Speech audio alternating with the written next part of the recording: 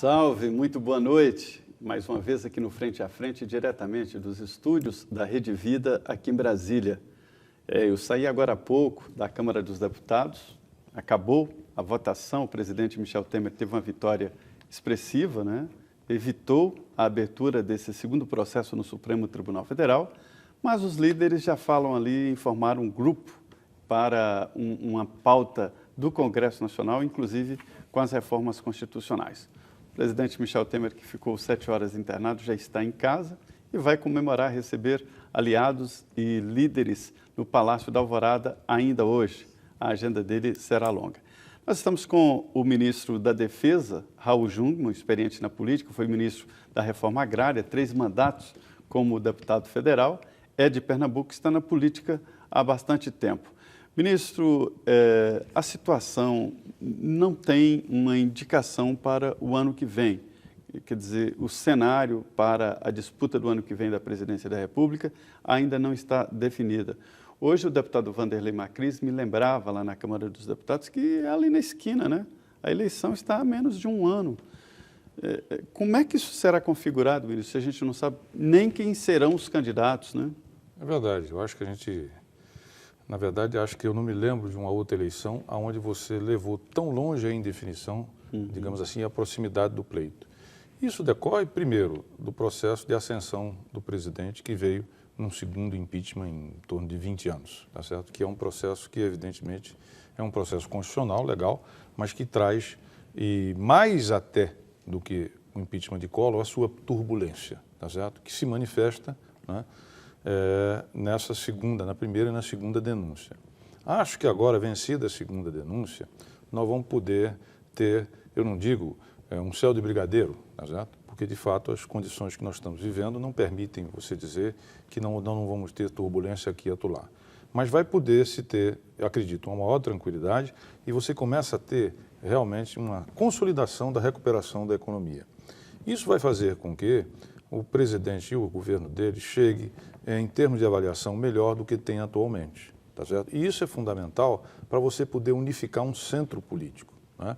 Eu lembrava ainda há pouco que quando, na saída do regime militar, nós constituímos 3 partidos que ocuparam o centro. Uma centro-esquerda, um centro propriamente dito e uma centro-direita. Que partidos eram esses? Era o PT, era o PMDB e era o PSDB. Esses partidos foram extremamente golpeados, não apenas enquanto partidos, mas também em termos de liderança.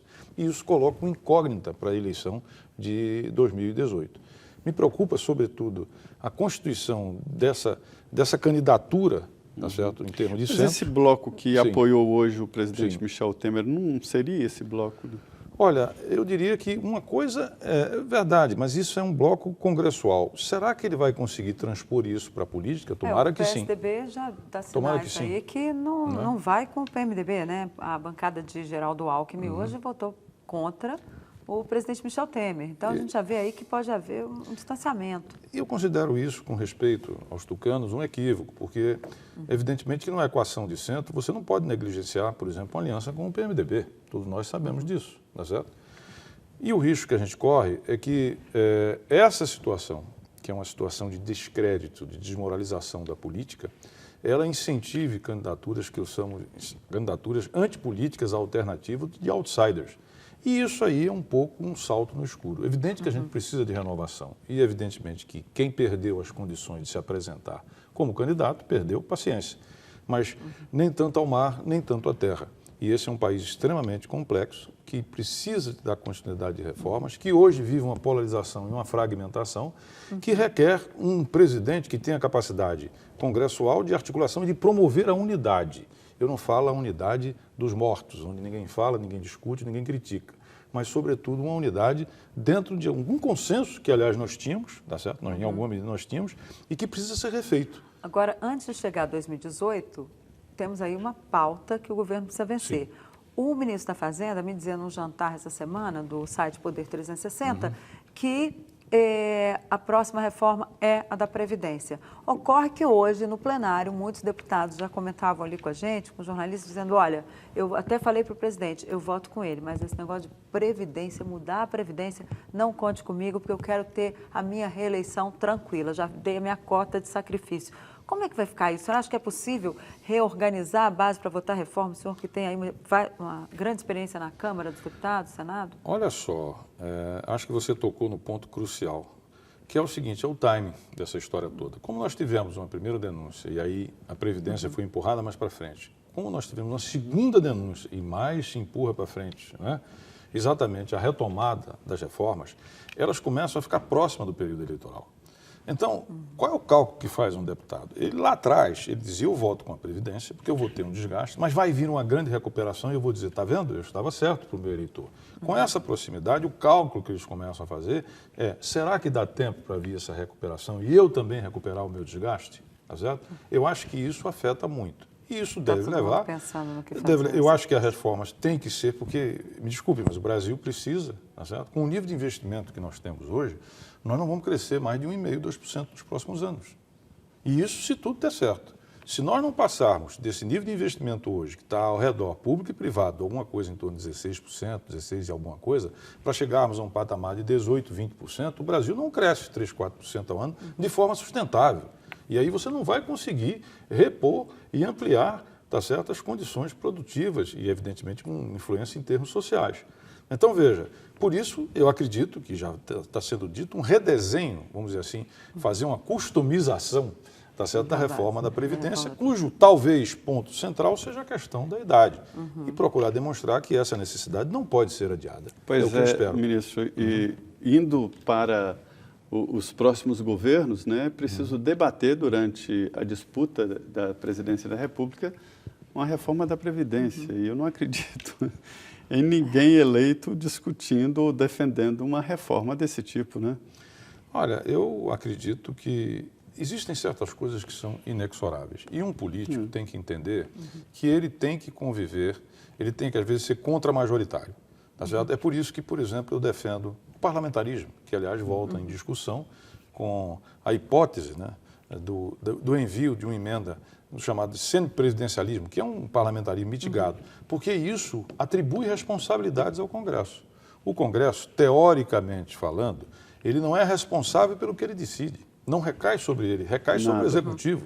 E esse é um dos problemas hoje que nós temos, me perdoe, porque hoje nós vivemos uma república da corporação, do corporativismo. Isso. Que está em grande medida, tá certo, desagregando e destruindo, inclusive, o orçamento público, vamos falar com franqueza.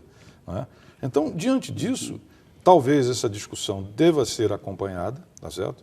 Evidentemente que isso passa por uma avaliação ampla, tá certo, de toda a base, e acho que também da oposição, se não é chegado o momento, sim, de nós começarmos a discutir um semipresidencialismo, atribuindo responsabilidades ao Congresso Nacional.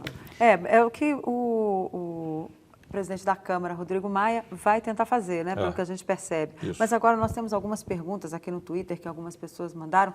Boa noite, obrigada pela sua participação. Rafael Fache, não sei se essa pronúncia é certa do seu nome, mas ele quer saber, não atuar no exterior contra extremistas não é se omitir perante a comunidade internacional? Nós acabamos de vir de uma experiência de 13 anos de estabilizar o Haiti. Quando nós chegamos lá, tinha uma guerra civil, deixamos o país estabilizado, a democracia ainda é precária, e nós estamos tomando uma decisão de ir para o coração da África. Isso ainda falta uma decisão do presidente da República e, obviamente, no Congresso Nacional.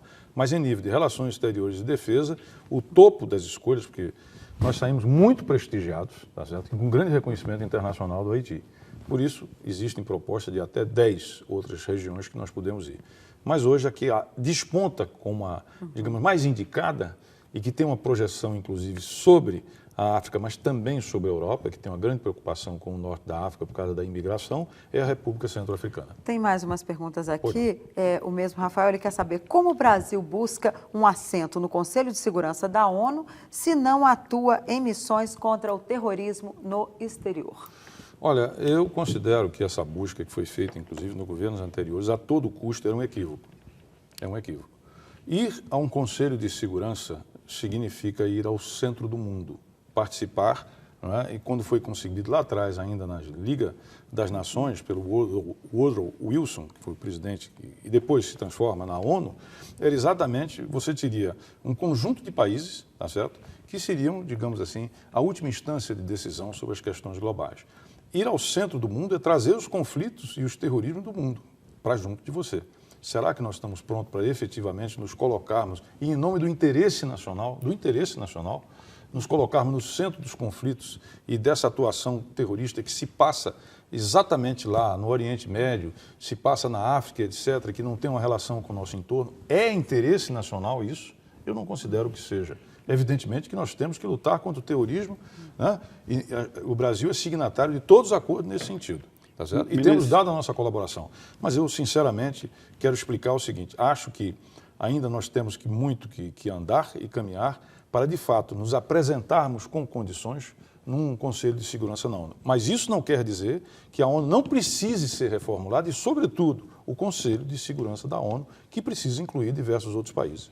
Ministro, o setor de inteligência de qualquer governo, quando eu digo qualquer governo, os estados também têm né, os seus serviços de inteligência. Houve um momento que o serviço de inteligência era criticado, era um nome feio, né, mas não, é necessário. E hoje o Serviço de Inteligência do Brasil, o Gabinete de Segurança Institucional, na presidência, a Polícia Federal tem um serviço muito bom, o Ministério da Justiça, o Ministério da Defesa, e cada arma também tem o seu serviço de inteligência. O senhor acha que, tecnicamente e também em recursos humanos, o Brasil está preparado nessa área de inteligência? Olha, o Brasil deu um belíssimo exemplo durante as Olimpíadas, tá certo? Nós aqui tivemos o mundo inteiro. Eu me lembro que eu disse que nas Olimpíadas nós sofremos vários ataques especulativos. Um deles foi do terrorismo, exatamente por conta do que estava acontecendo na Alemanha, por conta do que aconteceu na França. E o mundo inteiro, e eu tive que dar entrevistas até ficar rouco, tá certo? Explicando que nós tínhamos montado um esquema de cooperação. Por exemplo, nós trouxemos inteligência dos países. Praticamente todos que estavam na Olimpíada vieram para cá, tinha um centro só de inteligência. E nós integramos num centro de comando e controle as nossas inteligências com as inteligências internacionais. Inclusive, recebemos elogios do Departamento de Estado dos Estados Unidos, porque conseguimos exatamente desbaratar uma quadrilha terrorista que queria operar durante... E antes, né? Agora, vamos deixar uma coisa... Isso é muito importante. E vamos deixar uma coisa bem clara. O terrorismo de hoje não é o terrorismo do passado.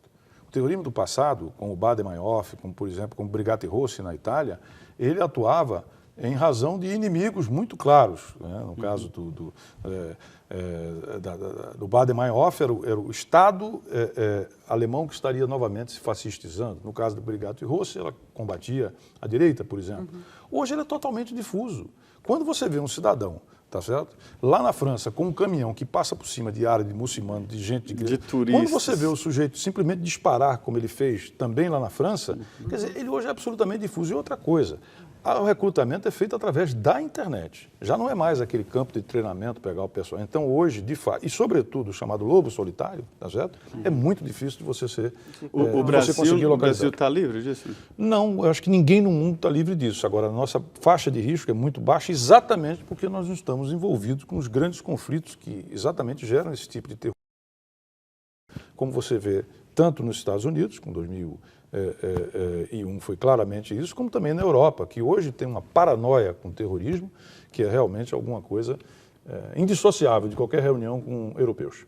Bom, nós vamos para mais um intervalo, nosso último intervalo. Você ainda pode mandar as suas perguntas para o meu Twitter, Deni Rotenburg, que aparece aí no rodapé da sua telinha, ou @JoséMTrindade. E também para o nosso WhatsApp, que é 17 99647 3337. Repetindo, 17 99647 3337. Aguardamos a sua participação para fazermos a sua pergunta aqui no último bloco. Não saia daí, voltamos em 2 minutos.